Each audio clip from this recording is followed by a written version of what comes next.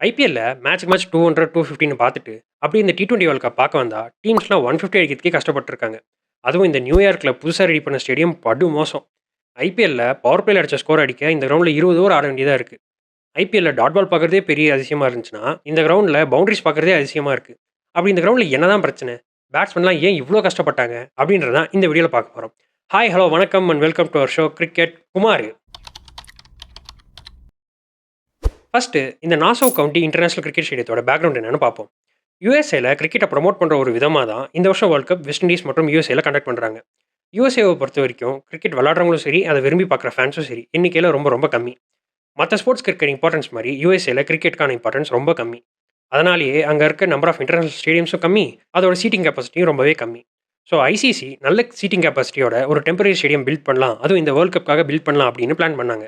இனிஷியலாக ladder hill, மோரிஸ்வெல், அப்புறம் Texas, இந்த சிட்டிஸில் இருக்க இன்டர்நேஷனல் ஸ்டேடியம்ஸ், அது கூடவே நியூயார்க்கில் வேன் கார்ட்லண்ட் பார்க்கில் ஒரு டெம்பரரி ஸ்டேடியம்னு சேர்த்து மொத்தம் 4 வென்யூஸை வேர்ல்ட் கப்காக ஃபைனலைஸ் பண்ணாங்க. ஆனால் இந்த வேன் கார்ட்லண்ட் பார்க்கை சுற்றி இருக்க மக்கள் அங்கே ஸ்டேடியம் கட்டக்கூடாதுன்னு எதிர்ப்பு தெரிவித்தாங்க. இந்த வேன் கார்ட்லண்ட் பார்க் அப்படிங்கிறது 1146 ஏக்கர் பரப்பளவு கொண்ட ஒரு பார்க்.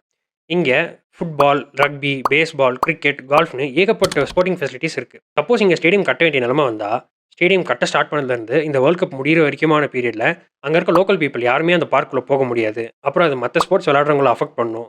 அப்புறம் அங்கே இருக்க சுற்றுப்புற சூழலையும் இது அஃபெக்ட் பண்ணுன்ற வாய்ப்பு இருக்கிறதுனால அங்கே ஸ்டேடியம் கட்டக்கூடாதுன்னு அப்போஸ் பண்ணாங்க. ஆனால் ஐசிசிக்கு இன்னொரு லொக்கேஷன் கண்டிப்பாக தேவைப்பட்டுச்சு.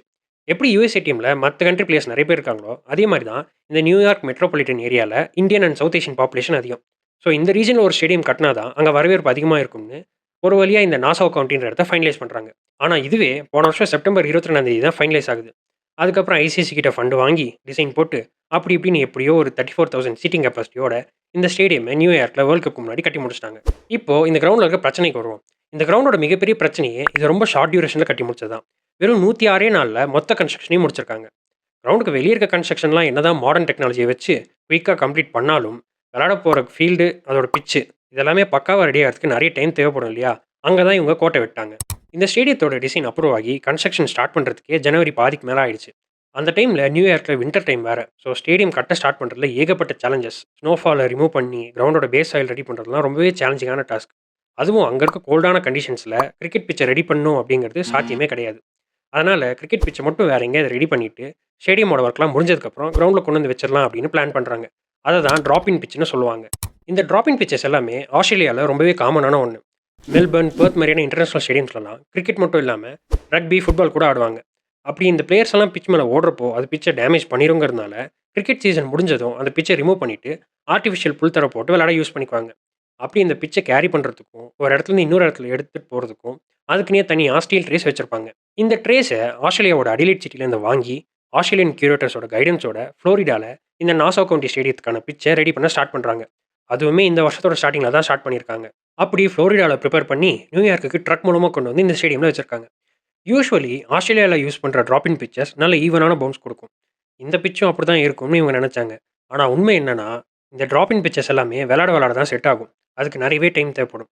இந்த ஸ்டேடியம் ரொம்பவே கம்மியான டியூரேஷனில் கட்டி முடிக்கப்பட்டதுனால அங்கே வெறும் ஒரே ஒரு வார்ம் அப் மேட்ச் மட்டும் தான் நடத்த முடிஞ்சது. ஸோ இந்த பிச்சு ப்ராப்பராக செட் ஆகாமல் நிறைய கிராக்ஸ் வந்து பவுன்ஸ்லாம் ரொம்பவே அன்ஈவன் ஆயிடுச்சு. இந்த கிரவுண்டோட கியூரேட்டர் ஃபாஸ்ட் பவுலிங்கோட ஃபேனாமா, அதனால் இனிஷியலாக பிச்சில் நிறைய அளவு கிராஸ் யூரி விட்டு வச்சிருந்திருக்காரு.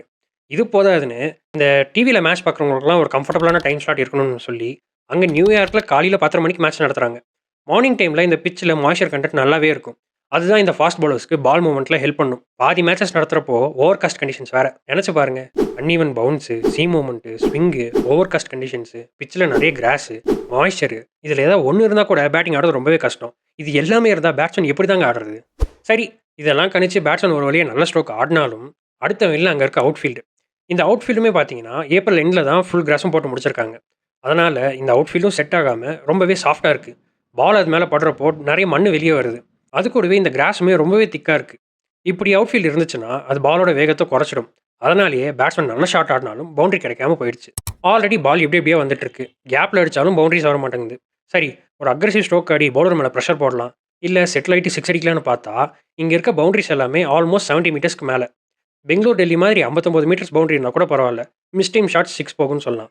ஆனால் இந்த கிரவுண்டில் ப்ராப்பராக மிடில் பண்ணி டைம் பண்ணலன்னா ஃபீல்டர் கையிலே கேட்ச் கொடுத்துட்டு வெளியே வர வேண்டியது தான். அப்படி 6 அடிக்க ட்ரை பண்ணி தான் நிறைய பேட்ஸ்மேன் அவுட் ஆயிட்டாங்க. ஃபாஸ்ட் பாலர்ஸ் மட்டும் இல்லாமல் ஸ்பின்னர்ஸ்க்கும் எக்ஸ்ட்ரா பவுன்ஸ் டர்ன்னு நிறைய சப்போர்ட் கிடச்சிருக்கு. இப்படிலாம் இருந்தால் பேட்ஸ்மேன் எப்படிங்க ரன் ஸ்கோர் பண்ண முடியும்? நீங்களே சொல்லுங்கள்.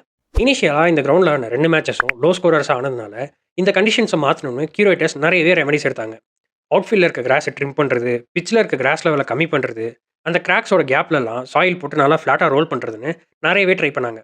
ஆனால் எந்த பயனும் இல்லை. இவங்க பண்ண இன்னொரு மிகப்பெரிய மிஸ்டேக், அந்த கிரவுண்டில் ஆட போகிறது மொத்தமே 8 மேட்சஸ் தான். அது எல்லாத்தையுமே அடுத்தடுத்த நாள் வச்சுட்டாங்க.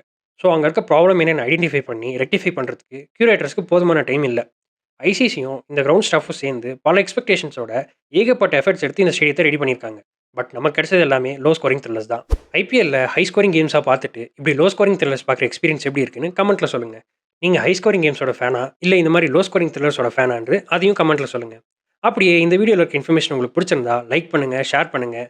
இதே மாதிரி கிரிக்கெட் பற்றி இன்னும் கொஞ்சம் எக்ஸ்ட்ராவாக தெரிஞ்சுக்கிறதுக்கு கிரிக்கெட் குமாரை சப்ஸ்கிரைப் பண்ணுங்கள்.